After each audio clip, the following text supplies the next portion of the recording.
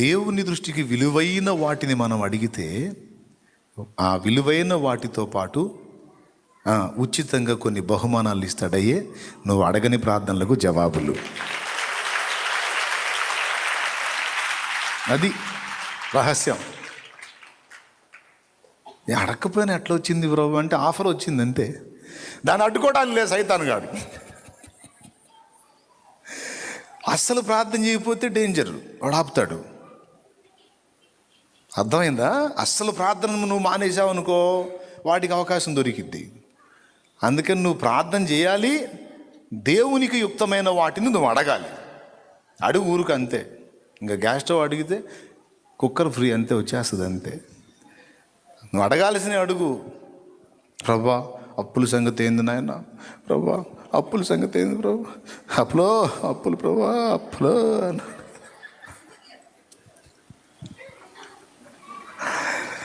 అప్పులు తీసి ఆత్మలు పెట్టు. ప్రభువా ఆత్మల్ని రక్షించు నాయన, ఆత్మలు రక్షించయ్యా, ఆత్మలు నశించిపోతున్నాయి ప్రభువా, బిడ్డలు అల్లాడిపోతున్నారు ప్రభువా, సాతాను కుట్రల్లో కుతంత్రాల్లో పాడైపోతున్నారు ప్రభువా, ఆత్మలు ప్రభు. ఆత్మల కోసం ఏడు, అప్పుల అడ్రస్ కూడా ఉండవు. కానీ పొరపాటును కూడా ఏడవరే. అప్పుల కోసం ఏడిచినంత భారంతో ఆత్మల కోసం ఏడుతారా? ఏమో ఆత్మలు ఏమో లేనా, ఎవడు సాపాడు చేస్తారు. తాగుపోతాడో తిరిగిపోతాడో బాగానే చేస్తున్నారు, కానీ నేనే అప్పుల పాలైపోయాను అన్నయ్య అన్నాడు. నేను చెప్తున్నాను, నిజంగా చెప్తున్నాను, నువ్వు అడగాల్సిన వాటిని అడుగు, నువ్వు ఖచ్చితంగా పొందుకుంటావు. అప్పుల కోసం కూడా నేను పెద్దగా మొత్తుకొని అడగల. కొంచెం ఇబ్బందిగా ఉంది చూడరాదు కొద్దిగానే, అంతే.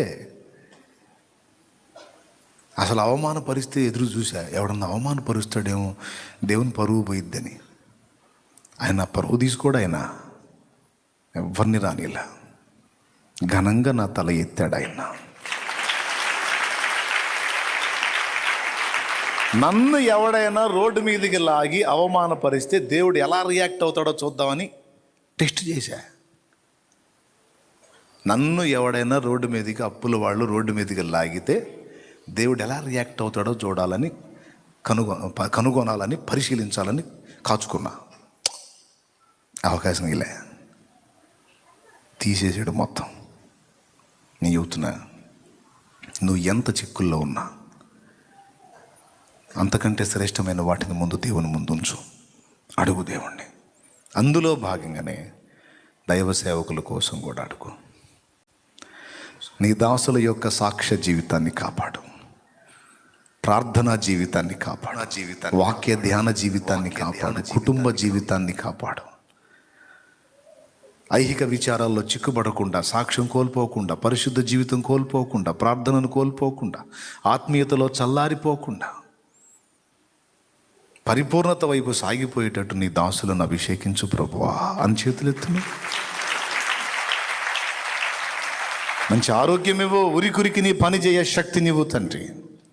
సువార్త ప్రకటించడానికి ద్వారాలు తెరు, అనుకూలమైన పరిస్థితులు కల్పించు. వెళ్ళి ప్రకటిస్తున్నటువంటి దైవ జనాంగానికి కీడు కల్పించాలని చూసేటువంటి కుట్రదారుల కుట్రలన్నీ నిష్ఫలమగునట్లు చేయి ప్రభువా. అనుకూలమైన సమయం నీ దాసులకు, దాసురాండ్రకు దయచేయి. ఆత్మల సంపాదన కొరకు వారు పడుతున్న ప్రయాసంతా ఫలించాలి ప్రభువా.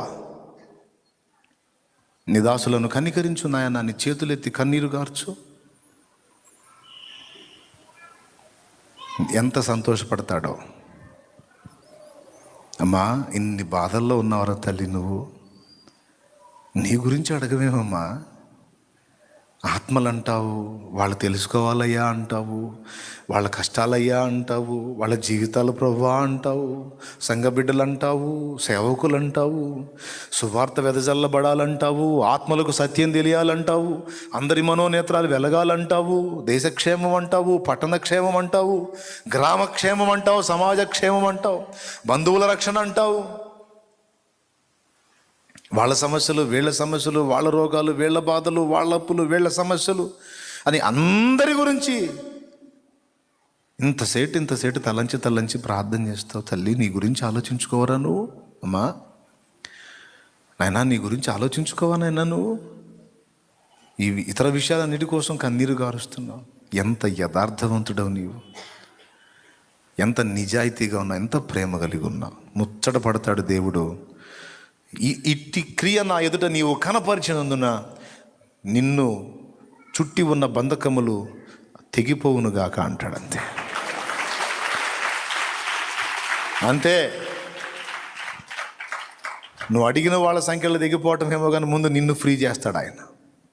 అలాగని ఎట్లా చేస్తే దేవుడు నన్ను ఫ్రీ చేస్తాడంట అని చేయవాకు. దేవునికి స్తోత్రం, హల్లెలూయా. ఎట్లా చేస్తే మనకేదో అట్లా ఇద్దంట అని చేయవాకు. యథార్థ హృదయంతో చెయ్యి.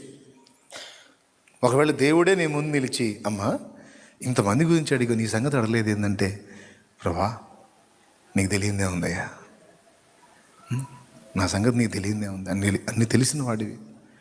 మరి తెలిసి నాకు ఈ బాధలు ఉండనిచ్చావంటే మరి అవసరమైతేనేగా ఉండనిచ్చావు, అవసరం లేకపోతే తీసేస్తావుగా. నువ్వే చూసుకుంటావు ప్రభువా, ఇంకేముంటుంది. ఆ ఆత్మీయ ప్రగతిలోకి వెళ్ళాలి మనం. ప్రార్థన జీవితంలో ఆ అంతస్తుకి వెళ్ళాలి మనం. భక్తుల ప్రార్థనలు అలా ఉంటాయి.